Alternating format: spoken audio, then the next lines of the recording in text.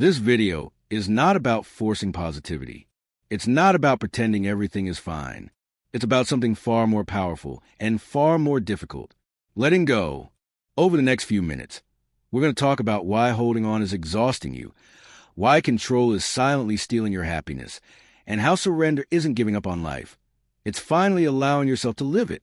If you've ever felt tired without knowing why, if you've done everything right but still felt empty, this message is for you.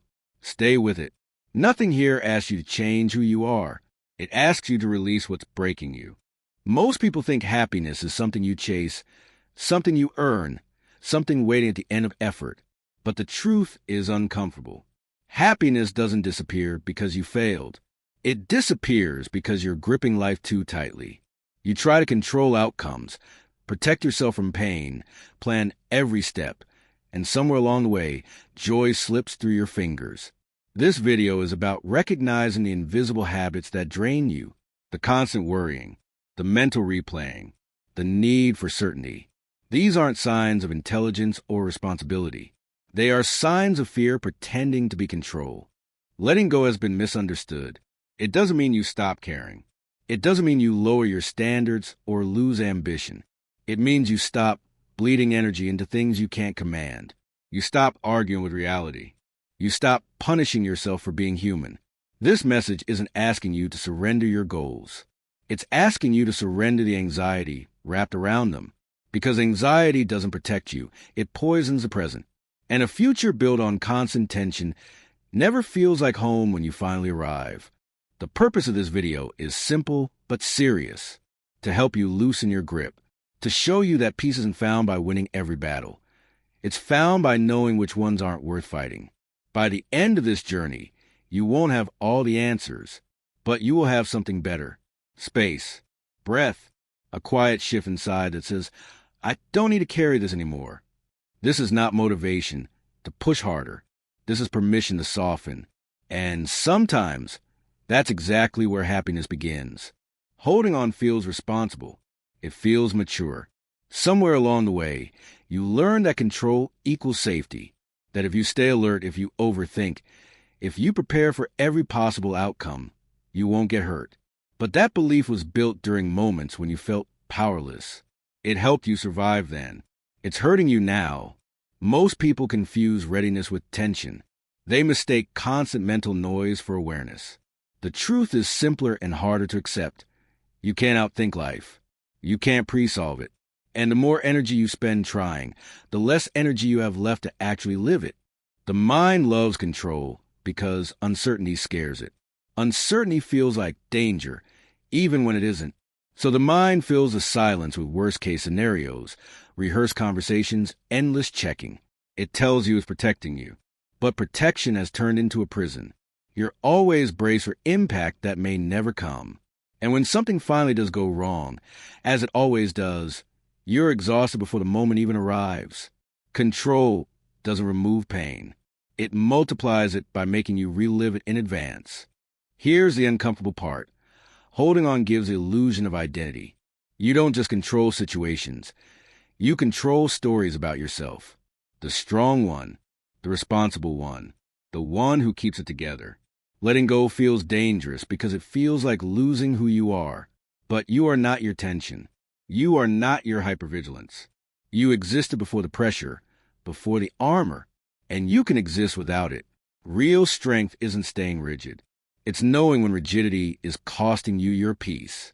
This is why surrender feels frightening at first, not because it's wrong, but because it's unfamiliar. Letting go means trusting something beyond control, timing, resilience, yourself. It means allowing life to move without gripping the steering wheel every second. And no, that doesn't mean chaos follows. Often, what follows is clarity, relief, a quieter mind. You don't lose direction when you stop forcing. You gain space. And space is where peace has room to show up. Every time you consider letting go, fear steps in fast. Not loudly, quietly. It asks one simple question: what if everything falls apart? That fear isn't random.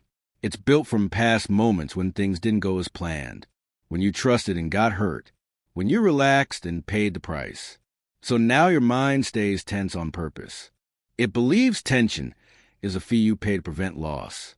But look closer. Has fear actually kept you safe, or has it kept you small? You're not avoiding pain. You're postponing joy. Fear pretends to be logic. It says be careful when it really means don't move. It exaggerates risk and minimizes your ability to handle it. But you've survived more than you remember. You've adapted to things you once thought would break you. Fear never gives you credit for that. It only reminds you what went wrong, never what you overcame. Letting go doesn't remove uncertainty. It removes the lie that uncertainty equals helplessness. Control feels active. Fear feels passive. So you choose control even when it drains you, because at least it feels like you're doing something. But constant control is just fear with better branding. Peace doesn't come from dominating life. It comes from trusting your ability to respond when life moves. That trust is what you've been denying yourself. You keep asking, what if I fail? Instead of asking, what if I handle it? One question tightens a body. The other frees it. Letting go isn't ignoring fear. It's seeing it clearly and refusing to let it drive. Fear is a signal, not a commander. You don't need to eliminate it to move forward. You need to stop obeying it. The moment you accept that fear will be present and that you can still choose peace, something shifts. You stop asking life for guarantees. You start trusting yourself instead. And that changes everything. Letting go isn't a decision you make once. It's a practice. Small, repeated, ordinary. It doesn't happen in dramatic moments. It happens when your mind spins and you choose not to follow it. When your chest tightens and you don't rush to fix the feeling. The first practice is simple. Notice the urge to control without acting on it. You don't argue with it. You don't suppress it. You watch it. That alone breaks the pattern. Awareness loosens what force never could. The second practice is choosing presence over prediction. Notice how quickly your mind leaves a moment. It jumps ahead, rehearses conversations, imagines outcomes. Each time you catch it drifting, bring it back to something real. Your breath, your feet on the ground, the sounds around you. This isn't avoidance. It's grounding. You're teaching your nervous system that nothing terrible is happening right now. Most of your stress dissolves when you stop living 10 steps ahead of your actual life. The third practice is releasing the need to control outcomes. Do what you can. Prepare where it makes sense. Then stop. There's a difference between effort and obsession. Effort is calm. Obsession is anxious. When you feel urgency creeping in, ask yourself one question. Can I influence this right now? If the answer is no, step back. That isn't quitting. It's conserving energy for where it actually matters. Peace grows when you stop pouring yourself into things that give nothing back. And finally, practice self-permission. Permission to rest without guilt, to feel without fixing, to say, this is enough for today. Letting go doesn't mean becoming passive. It means becoming humane to yourself. The world won't collapse because you eased up. More often, it adjusts. And when you stop demanding perfection from yourself, something unexpected happens. You start to feel safe inside your own life.